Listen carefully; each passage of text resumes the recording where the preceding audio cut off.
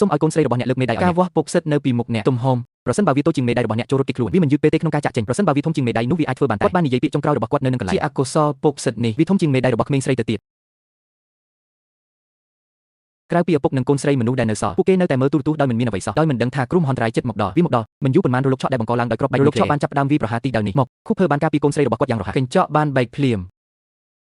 មានតែពេលនោះទេដែលមនុស្សគ្រប់គ្នាបានដឹងថាមានអ្វីក៏ប្រញាប់ឡើងជិះសេះហើយរត់គេសំណាងល្អបរិះអ្នកមានបានត្រៀមខ្លួនរួចរាល់ហើយផ្លូវក្រំដីត្រូវបានសាងសង់ជាមុនរួចហើយជំរកទោះយ៉ាងណាក៏ដោយកន្លែងស្នាក់នៅមានកំណត់គ្រប់គ្រាន់សម្រាប់តែក្រុមគ្រួសាររបស់គាត់ចូលប៉ុណ្ណោះដើម្បីគេចវេះនៅពេលនេះទុកឲ្យតែយ៉ងនៅផ្ទះប៉ុណ្ណឹងហើយទោះបីប្រធានាធិបតីមកក៏ដោយគាត់ក៏នឹងត្រូវវាយដំដែរខូភើយល់ថាច្បាប់នេះគំរូគ្រាប់បែកនុយក្លេអ៊ែរធម្មតាពួកគេមិនអាចទ្រាំទ្រនឹងវាបានទេវាប្រហែលជានៅតែអាចរត់គេចខ្លួនបាននៅលើនេះនឹងយ៉ាងណាមិញមេដៃកូនស្រីខ្ញុំវាមានទំហំតូចដូច្នេះការវាស់វែងអាចមិនត្រឹមត្រូវទេពិតមែនគាត់បានជិះសេះរបស់គាត់ហើយដឹកនាំគូប្រកួតបានរត់ពេញផ្លូវក្នុងល្បឿនលឿនបំផុតគេចេញពីការផ្ទុះនុយក្លេអ៊ែរឲ្យបានលឿនតាមដែលអាចធ្វើទៅបានប៉ុន្តែការពិតគឺច្រើនជាងនេះទៅទៀតខូខើពុកសិតដំបងបានដុះឡើងមិនយូរប៉ុន្មានពុកសិតទី2បានលេចចេញមកហើយវាបានដើរតាមពីក្រោយយ៉ាងប្រកៀកប្រកែកបន្ទាប់មកបានមកដល់ទី3ហើយបន្ទាប់មក4នាក់ក៏នៅច្រកទ្វារសោតទុះផងដែរវាបានផ្ទុះឡើងសង្គ្រាមនុយក្លេអ៊ែររបស់មនុស្សជាផ្ទុះឡើងការរត់គេចខ្លួនរបស់ពួកគេគឺគ្មានអ្វីក្រៅពីវាផ្ដល់ជាកំណត់ចំណាំអំពីគ្រាចុងក្រោយថ្ងៃនេះត្រូវបានគេហៅថានៅពេលក្រោយថ្ងៃបញ្ចប់ចាប់ពីពេលនោះមកប្រវត្តិសាស្ត្រមនុស្សជាតិដាវនោះត្រូវបានបំបែកជាពីរចែកចេញជាពីរប្រយុទ្ធមុននិងក្រោយសង្គ្រាមអ្នករស់រានមានជីវិតបានលាក់ខ្លួននៅក្នុងបន្ទីក្រំដីដូចដែលវាធ្លាប់មាននៅពេលនោះដូចមហាសេដ្ឋីនោះដែរពួកគេសាងសង់ផ្លូវក្រំដីថ្មីមួយមានរបៀបរៀបរយដោយម្នាក់មានការបែងចែកការងារច្បាស់លាស់មានថ្នាក់រៀនដែលអាចរកបាននៅទីនេះមករៀនថែមទាំងមានរបាំទៀតផងផ្ទះប៉ុន្តែអ្នកដែលនៅរស់រានមានជីវិតច្រើនជាងរៀនជំនាញរស់រានមានជីវិតដូចជាការប្រយុទ្ធនិងការបាញ់ប្រហារ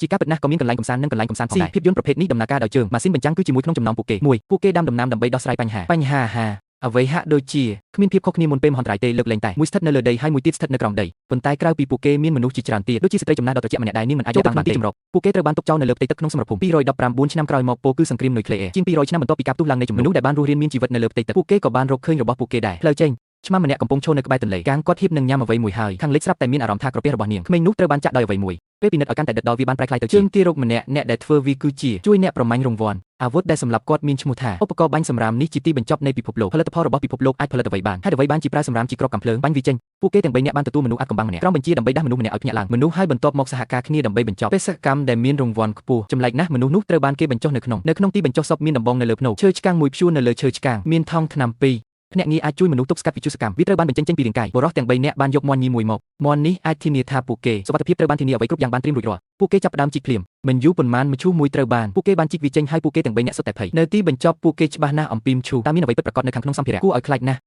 ់ថ្មីនេះអ្នកគ្រប់គ្រងម្នាក់បានប្រាប់ខ្ញុំថាពួកគេចាំស្វែងរកការងារគេហទំព័រ58ខំត្រូវបានចំណាត់ថ្នាក់របស់ទីក្រុងផ្ដល់មិត្តប្រតិកម្មយ៉ាងរហ័សការចុះឈ្មោះចូលគឺរហ័សហើយមឈូសត្រូវបានទីងត្រឡប់មកវិញតួអង្គមនុស្សពាក់មួកខូវប៊ុយសិតមួយបានលេចចេញមកសូមប្រឡេកមើលប្រភេទរបស់គាត់និងមនុស្សឲ្យបានដិតដល់ពួកគេដូចគ្នាបេះបិទប៉ុន្តែខុសគ្នាបន្តិចបន្តួចនេះជាផលិតផលនៃសង្គ្រាមនុយក្លេអ៊ែរពួកគេត្រូវបានគេហៅថាអរិយសាសពរាងកាយរបស់ពួកគេដូចជាខ្មោចឆៅស្បែកមានដំបៅប៉ុន្តែខួរក្បាលមិនរងផលប៉ះពាល់ដើម្បីមានផលប៉ះពាល់ណាមួយដូច្នេះក៏រក្សាស្មារតីរបស់មនុស្សដែលនៅរស់ហើយអាយុកាលរបស់ពួកគេលើសពីអាយុកាលរបស់មនុស្សដែលនៅដោយសារតែរាងកាយរបស់ពួកគេបានរងការខូចខាតយ៉ាងខ្លាំងរួចទៅហើយបីជាត្រូវគ្របកាំភ្លើងបាញ់ក៏ដោយស្លាប់ខ្មោចនេះគ្មាននរណាក្រៅពីគាត់បានរត់គេចខ្លួនជាមួយកូនស្រីរបស់គាត់កាលពី200ឆ្នាំគាត់ត្រូវបានប៉ះពាល់នឹងវិទ្យុសកម្មការឆ្លងមេរោគនេះបានប្រែក្លាយពួកគេទៅជាខ្មោចព្រីហើយបានក្លាយជាអ្នកប្រមាញ់រង្វាន់អ្នកប្រមាញ់ហើយទូនីតិរបស់មាន់នេះគឺវាជាការធ្វើតេស្តមួយដើម្បីមើលថាតើគូប្រនៅរស់ឬអត់សូមឲ្យកូនស្រីរបស់អ្នកលើកមេដៃឲ្យការវាស់ពុកសិតនៅពីមុខអ្នកទំហំប្រសិនបើវាតូចជាងមេដៃរបស់អ្នកចូលរត់គេចខ្លួនវាមិនយឺតពេលទេក្នុងការចាក់ចេញប្រសិនបើវាធំជាងមេដៃនោះវាអាចធ្វើបានតែគាត់បាននិយាយពាក្យចុងក្រោយរបស់គាត់នៅនឹងកន្លែងជាអកុសលពុកសិតនេះវាធំជាងមេដៃរបស់ក្មេងស្រីទៅទៀតក្រៅពីឪពុកនិងកូនស្រីមនុស្សដែលនៅសល់ពួកគេនៅតែមើលទូរទស្សន៍ដោយមិនមានអ្វីសោះដោយមិនដឹងថាគ្រោះមហន្តរាយចិត្តមកដល់មិនយូរប៉ុន្មានរលកឆក់ដែលបង្កឡើងដោយគ្រាប់បែករលកឆក់បានចាប់ផ្ដើមវាយប្រហារទីដៅនេះមកខូភើបានការពីកូនស្រីរបស់គាត់យ៉ាងរហ័ស